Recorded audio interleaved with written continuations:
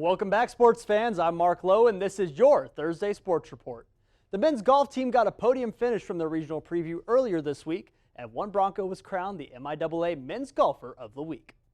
The Broncos, who were led by redshirt freshman Nick Canales, placed second in the tournament with a 54-hole score 5 yards over par, only 3 shots behind Arkansas Tech. Canales finished in second in the individual category with a score of 254 holes, 1 shot behind Harding University's Sam Tandy for the title. Canales' great outing didn't go unnoticed, however. He was crowned the MIAA's Men's Golfer of the Week for the second time this year. Congrats to Canales and the Broncos for a good finish. Postseason begins on Friday for the Bronco cross-country team, and the Lady Chos will travel to Missouri to compete in the 2023 MIAA Women's Cross Country Championships.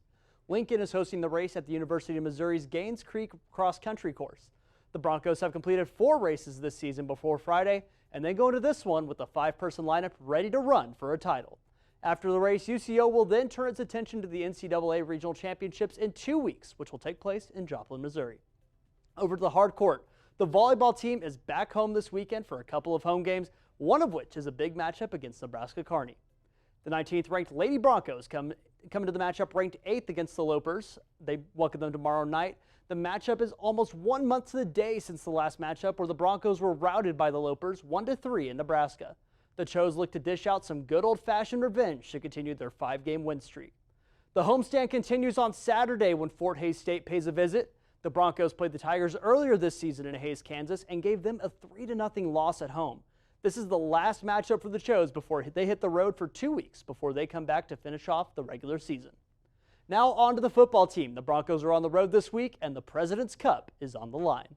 The Broncos make the 160-mile trip to Tahlequah, Oklahoma to face off against the Northeastern Riverhawks. The Chos are coming off a dominating 59-17 win over Lincoln, which boosts their record to 3-4 and are looking to keep the pressure on when they defend the President's Cup. The Riverhawks, on the other hand, come into the matchup with a 1-6 record and are looking to bring the President's Cup back to Tahlequah for the first time in 8 years. The Broncos hold a 57-27 series lead against the Riverhawks, as well as a 15-9 advantage since the introduction of the President's Cup back in '98. Good luck to the Broncos this weekend, and roll Chos. The 2023 WNBA season concluded last night after a hard-fought game, and it ended with the champions retaining the title. The Las Vegas Aces emerged victorious over the New York Liberty with a final score of 70-69. The Aces won the championship despite being shorthanded. Chelsea Gray and Kaya Stokes did not play after they both suffered injuries ahead of Wednesday's game. Aja Wilson was named Finals MVP, and she finished the game with 24 points and 16 rebounds. The win makes Las Vegas the first team in 21 years to win back-to-back WNBA titles. Finally today, Week 8 of college football is upon us, and there's some ranked matchups that could prove to be instant classics.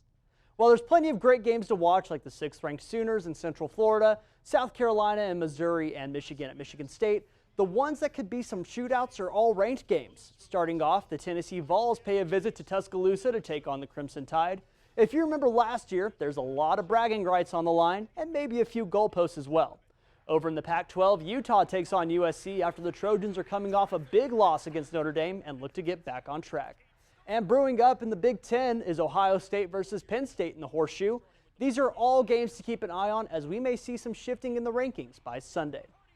CJ, Miracle, who do you guys have this weekend? There's a lot of good matchups coming up to watch, and I think there's going to be a few upsets. What about you guys?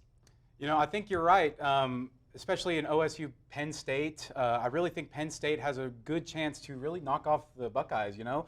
And speaking for USC Utah, I would obviously go Utah because I hate USC, but half of their team is injured due to, injuries. So I'm going to have to go with USC. And then for Alabama, Tennessee, I got to go with the Crimson Tide. They always seem to pull it off. Alabama's going to be a great matchup. Roll Tide. I actually know that team, so I can support it. Yes, yes. And coming up